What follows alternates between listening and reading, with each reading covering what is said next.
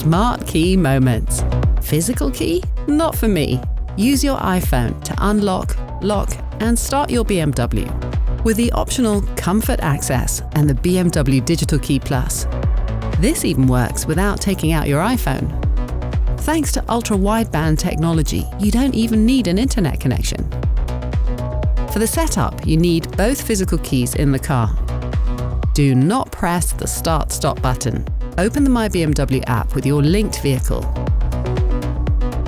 Go to Set Up Digital Key. Confirm that you have both keys with you and follow the steps.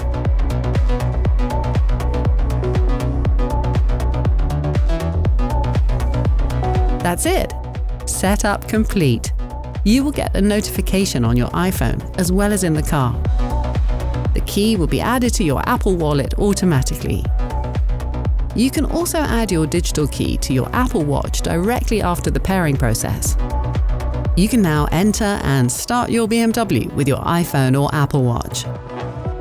In proximity of your BMW, use the remote functions in the wallet or even more controls in the My BMW app, like opening the trunk, the windows, or parking in and out from the outside with the press of a button.